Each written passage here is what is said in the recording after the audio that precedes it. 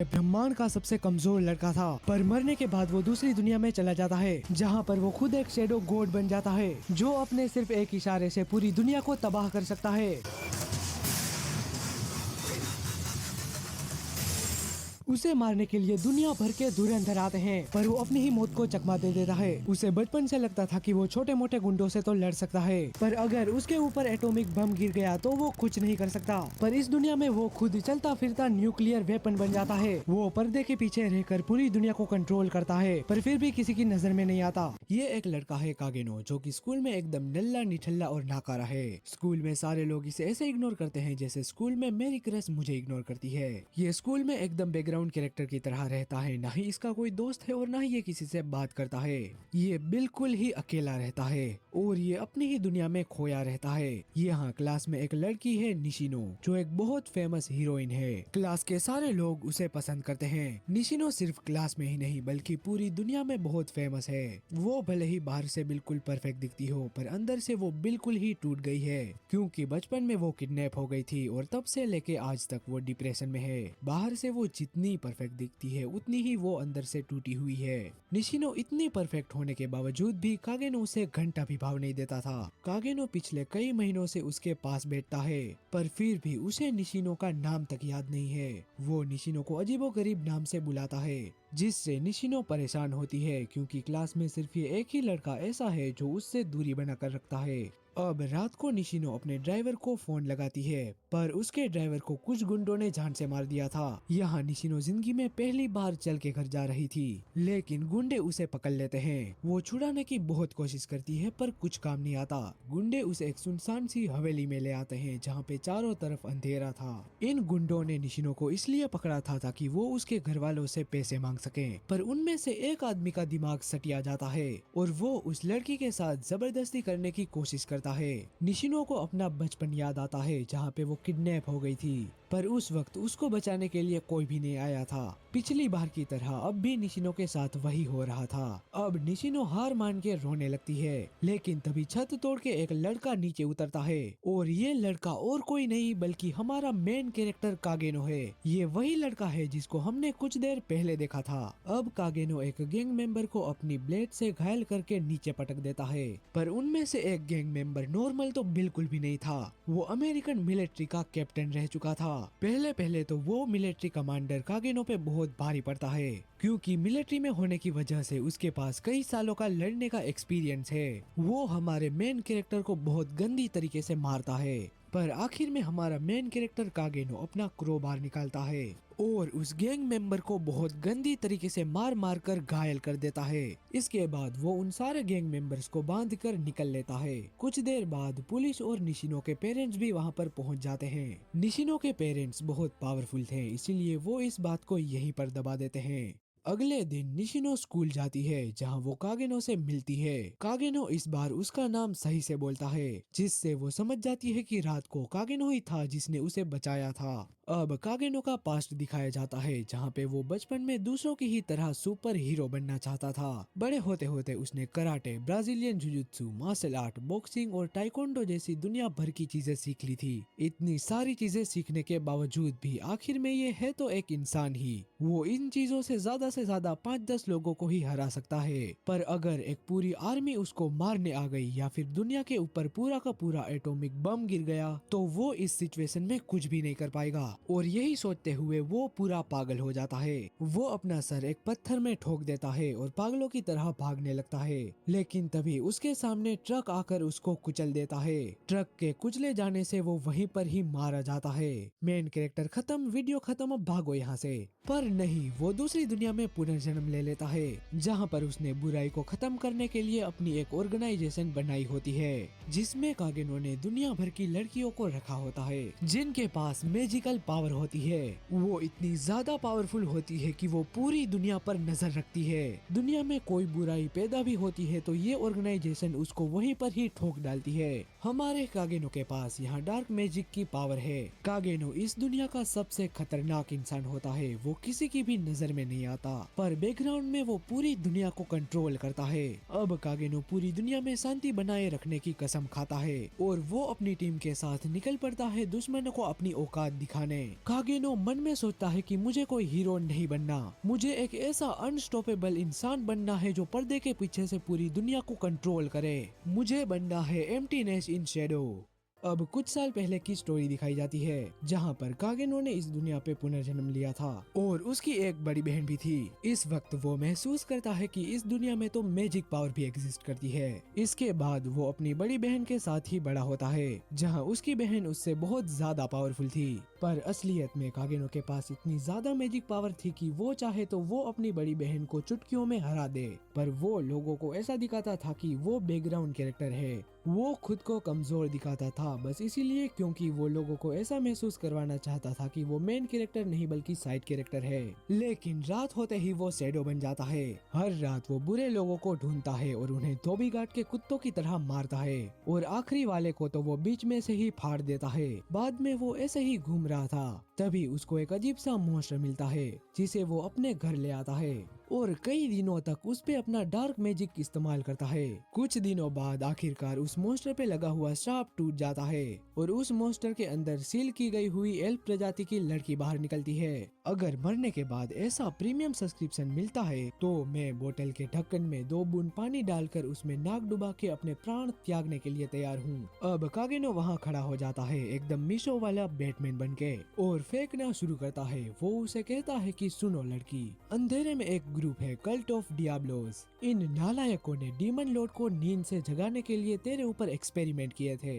पर वो सारे फेल हो गए थे और तुम मॉन्स्टर में बदल गई थी, पर मैंने द शैडो ने तुम्हें बचा लिया है। अब हम दोनों मिलकर कल्ट ऑफ डियाब्लोस को खत्म कर देंगे। लेकिन कागेनो को रद्दी भर भी पता नहीं था कि वो क्या बक रहा है। उसने ये पूरी स्टोरी अपने मन में बनाई थी। लेकिन भाई किस्मत तो देखो इस मनहूस की, इसने जो भी सफेद झूठ अभी बका है वो 100% सही निकलता है। कागेनो डिसाइड करता है कि इस लड़की का नाम आज से एल्फा होगा और सिर्फ नाम ही नहीं देता बल्कि उसे तुरंत अपनी ऑर्गेनाइजेशन शैडो गार्डन में भी शामिल कर लेता है। वही ऑर्गेनाइजेशन जिसे इसने अभी ठीक 2 सेकंड पहले मौका देखते हुए बनाया है। अब कुछ साल बीत जाते हैं और कागेनो भी काफी बड़ा हो जाता है। इन सालों में कागेनो और एल्फा ने अपनी ऑर्गेनाइजेशन शैडो गार्डन के लिए कई सारी लड़कियां भी इकट्ठा कर ली होती है। इन लड़कियों के पास अपनी अपनी स्पेशल पावर होती है जिसका इस्तेमाल करके अब इनको कल्ट ऑफ डियाब्लो को खत्म करना है। अब अकीरा की बड़ी बहन भी 15 साल की हो गई थी, इसीलिए वो मैजिक एकेडमी जाने वाली होती है,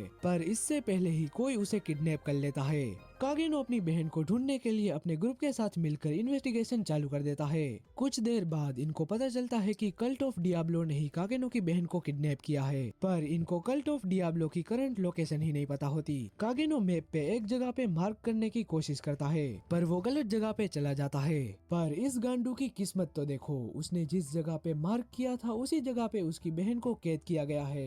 कागेनो की असिस्टेंट को पता लगता है कि मार्क की गई हुई जगह पे एक सीक्रेट हाइड आउट है। अब कागेनो अपनी शैडो गार्डन टीम को लेकर वहां जाने का डिसाइड करता है। दूसरी तरफ कागेनो की बहन को एक आदमी ने कैद किया हुआ था। जब वो आदमी कागेनो को जान से मारने की बात करने लगता है तब उसकी बहन गुस्सा होकर उसे मारने की कोशिश करने लगती है, जिससे उसका हाथ भी कट जाता है, पर वो आदमी उसे घुसा मार के दूर फेंक देता है।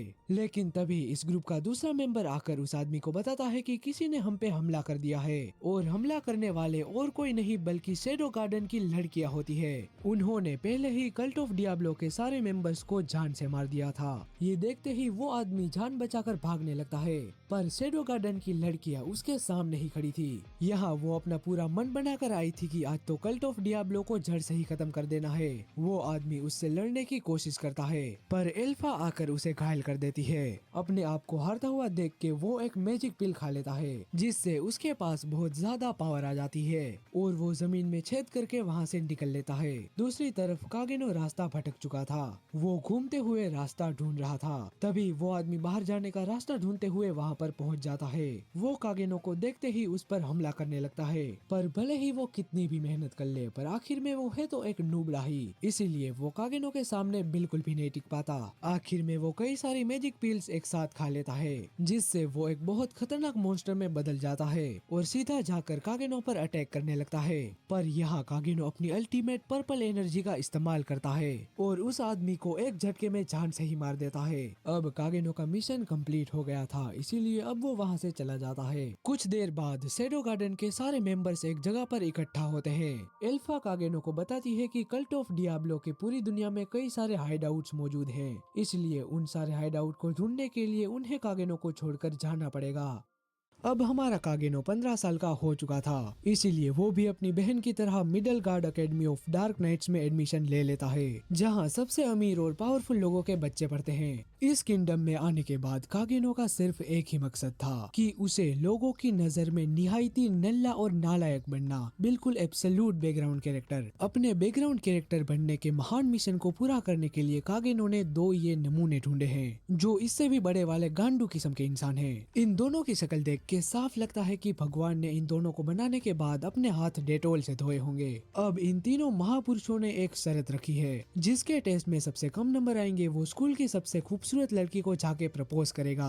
वही लड़की जिसने आज तक आधे स्कूल का दिल और आधे स्कूल का कॉन्फिडेंस अपने सैंडल के नीचे कुचला हुआ है। कागेनो को ये पता होता है कि इस लड़की को प्रपोज करना मतलब मौत के कुएं में मुजरा करना, पर भाई का डेडिकेशन तो देखो। वो जानबूझकर अपने ही टेस्ट की अर्थी निकाल देता है ताकि वो स्कूल में भरी सभा में बेइज्जत हो सके। अब वो उस लड़की एलेक्सिया को प्रपोज कर देता है। उसे लगता है कि अभी वो रिजेक्ट हो जाएगा और उसे सबके सामने बेइज्जत किया जाएगा। अब यहाँ कागेनो प्रैक्टिस करके आया होता है कि उसे रिजेक्ट होने के बाद कैसा ड्रामा करना है, लेकिन प्रिंसेस एलेक्सिया उसे हाँ बोल देती है। भाई ये जो सीन चल रहा है ना, उसे देखकर मेरा ऊपर वाले से बस ये एक ही निवेदन है कि प्रभु गरुड़ पुराण का लेटेस्ट एडिशन निकालो और ऐसी किस्मत वाले नल्ले बच्चों के लिए अलग से सजा का इंतजाम करो। अब क्योंकि एलेक्सिया ने हाँ बोलकर पूरी कहानी का तात्पर्य ही बदल दिया था, जो कि कागेनो के नल्ले बनने के सिलेबस से बिल्कुल ही बाहर था, इसीलिए अब मजबूरी में उसे एलेक्सिया के साथ डेट पर जाना पड़ता है। अब ये दोनों ही साथ में अपना टाइम बिताने लगते हैं। वो दोनों साथ में लंच करते हैं, साथ में ट्रेनिंग करते हैं और साथ में घूमते भी हैं। ये देख के क्लास में जितने भी लोग होते हैं उन सारे लोगों की जली पड़ी होती है, क्योंकि ये क्रोकोडाइल की शक्ल का कागेनो एक राजकुमारी के साथ रिलेशन में होता है। बाद में पता चलता है कि एलेक्सिया ने कागेनो को इसलिए हाँ कहा था क्योंकि उसकी सगाई एक जेनोस नाम के टीचर से हो गई थी, जो कि मुझसे भी ज्यादा बदसूरत दिखता है। वही एलेक्सिया इस राज्य की दूसरी राजकुमारी है। वो खूबसूरत होने के साथ साथ स्पोर्ट्स फाइट में भी अल्ट्रा प्रो है और एलेक्सिया को उसका मंगेतर जेनोन बिल्कुल भी पसंद नहीं होता, इसीलिए उसने अपने मंगेतर को जलाने के लिए कागेनो के साथ डेट किया होता है।